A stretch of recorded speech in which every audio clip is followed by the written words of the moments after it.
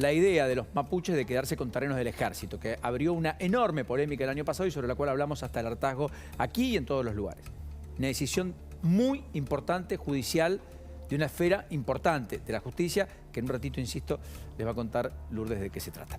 Pero está Facundo Nehamskin ya con nosotros. Facundo, bienvenido. ¿Cómo estás? Buenas tardes. Hola, Paulino. ¿Cómo te va? Hola, Buenas tardes. Facundo. Hola, Leonora. ¿Cómo andás? Qué Bien, placer. bien. Bueno, en principio, primera lectura de lo que dejó ayer el anuncio de Macri.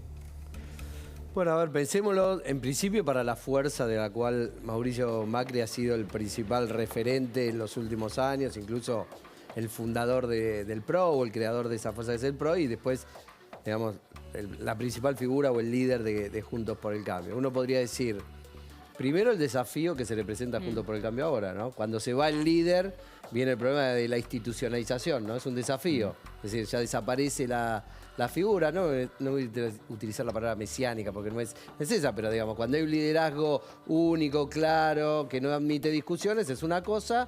Después, cuando las instituciones empiezan a funcionar, empiezan a dirimirse las cuestiones por el voto democrático, es otra. Entonces creo que es un desafío muy interesante que pondría en juego por primera vez la persistencia de una fuerza política, casi te diría, de la fundación del radicalismo.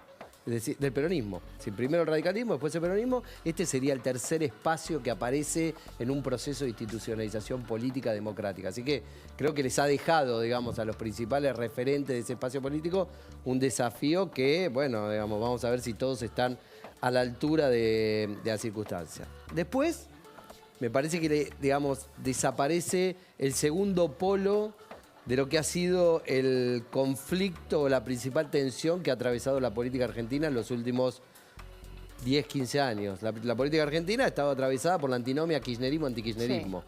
Y como en toda la política, al final del día también es una telenovela, ¿no? Hay un drama. Y las principales figuras de ese drama han sido Cristina Kirchner por un lado y Mauricio Macri ha encarnado la representación de aquellos que se han puesto en el otro polo.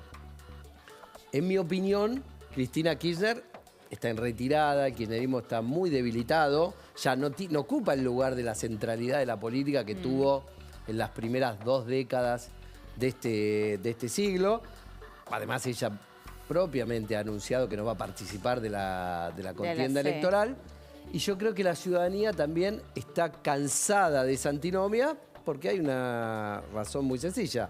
Desde que existe esa antinomia, desde que esa antinomia domina la política argentina, la Argentina tiene más pobres, tiene más inflación, tiene menos Producto Bruto, es decir, no hay nada, ningún elemento que uno podría decir, no, bueno, la verdad que esa pelea le ha dejado algo productivo al país. Sirve. Y esto es independiente de la responsabilidad de los políticos, es el resultado final de un juego que la verdad que no ha sido positivo. Ahora, el otro desafío es cuál va a ser la nueva antinomia, o cuál va a ser en realidad el eje vertebrador de la elección que viene en este 2023. Y yo lo que veo por las encuestas que nosotros estamos haciendo, por los sondeos de opinión, por las discusiones, por el propio corrimiento de Mauricio Macri ahora, de Cristina Kirchner antes, es que viene una discusión muy fuerte sobre la política, ¿no? El eje vertebrador que nosotros vemos es... Sobre la política en general, Sobre la política en general. ¿Qué vemos nosotros? Vemos una sociedad que pide cambios, que quien interprete el cambio va a ser seguramente la figura que la sociedad elija para el periodo que viene. Ahora, la pregunta es, ¿cuál va a ser el eje vertebrador? Y hoy lo que nosotros vemos es que uno de los ejes vertebradores puede ser política antipolítica. Es decir, nosotros lo que vemos es que los espacios que crecen son aquellos espacios desde los cuales se critica y se fustiga fuertemente a la política. Y ahí, y con esto te cierro, Eleonora, Paulino, creo que estamos ante una coyuntura crítica que tiene 2 salidas posibles. Una es la salida 2001-2003. ¿Cuál fue la salida 2001-2003? Una crisis muy profunda en lo económico, una sociedad muy cansada, muy golpeada, que llegó a meter fetas de salames en los sobres, cansada de la dirigencia política, pero que después las propias instituciones de la política y los viejos partidos tuvieron de alguna manera herramientas para reciclarse, construir sus anticuerpos, cambiar las viejas figuras por nuevas figuras, y eso se prorrogó durante 20 años. Por otro lado, hay otras salidas también posibles. ¿Cuál es la otra salida posible? Bueno, que aparezca una fuerza política o liderazgos políticos disruptivos que terminen arrollando con la política tal cual nosotros la conocimos en los últimos 20 años, que es el modelo Chile.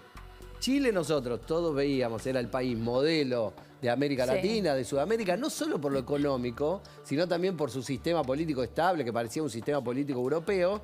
Y en la última elección, las principales dos coaliciones políticas terminaron En los cuarta y extremos. quinta. Claro. Y terminaron primero y segundo compitiendo en el balotaje Boric, que es el actual presidente, un representante del movimiento estudiantil, y Kast, que era como una especie de libertario a la Trump, a la Sí. Bolsonaro o a la O a- Milei o en a lo Milei, Argentina. claro. Entonces yo Ahí creo está. que la disyuntiva, al final del día, desaparecidos de la escena electoral Macri y Cristina, va a terminar siendo eso. Va a poder, digamos, ¿cuáles son las tres opciones posibles? O hay cambio con continuidad, es decir, aparece un peronista que representa el cambio, aún continuando en el gobierno del peronismo, o hay Juntos por el Cambio, es decir, la sociedad elige cambiar por la principal coalición opositora hasta el momento, que ha sido la coalición de Juntos por el Cambio, o hay un cambio disruptivo. Claro. Facundo. Sé que tenemos que ir a la pausa, Sí. pero me quedé pensando, perdón, para después. Si esto entonces perjudica o beneficia a Milei. Pues ¿Para pero después o después, para ahora? no, para después, porque pausa, tenemos que ir a la pausa. sí. Pausa que ya venimos, está muy